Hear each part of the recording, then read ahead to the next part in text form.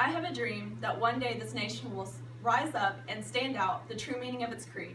We hold these truths to be self-evident, that all men are created equal. This famous quote comes from a man that chose love instead of hate, perseverance instead of cowardice, and victory instead of defeat.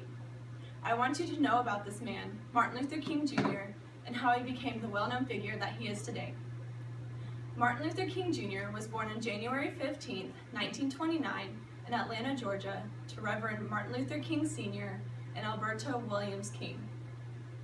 His legal name at birth was actually Michael King, just as his father's, but both were changed after a trip to Germany in 1934.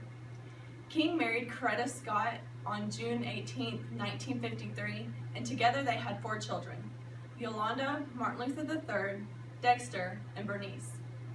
In 1948, King graduated from Morehouse College with a degree in sociology and enrolled in seminary in Chester, Pennsylvania. Through his perseverance with his schooling and his beliefs, this all landed him in Alabama era 1950 as a Baptist minister and a social activist. Martin Luther King Jr. was head of the Southern Christian Leadership Conference and was a Baptist minister at Dexter Avenue Baptist Church in Montgomery, Alabama. King took on Mahatma Gandhi's philosophy of nonviolent protest. After visiting Gandhi's grave in India, King had a profound calling to increase his involvement in civil rights. This is initially what started the gist of Martin Luther King Jr.'s role in the civil rights movement. King sought equality for African Americans through peaceful protest.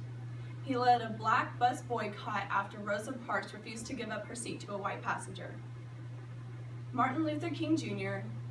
encouraged students to do sit-ins, which is where people would go sit at a racially segregated place, and when asked to leave to the colored section, would refuse. King also organized a demonstration in downtown Birmingham, Alabama. Police turned out dogs and fire hoses on the demonstration. This then landed him in jail, where he wrote his famous letter from a Birmingham jail proposal. All of this tension led to the passing of the Civil Rights Act in 1964, enforcing desegregation of public accommodations and outlawing discrimination of publicly owned facilities. This also led to Martin Luther King Jr. receiving the Nobel Peace Prize in 1964. Martin Luther King Jr.'s inability to let people bring him down changed the course of the United States. Because of his and many others' actions, I can now sit by, talk to, and use the same facilities as an African American. Although King passed away on April 4th, 1968, his legacy still lives on. He now has a holiday in his honor, which is the 3rd Monday of January in every year. I am thankful for Martin Luther King Jr.'s heroic deeds and his dream to create a better country for future generations.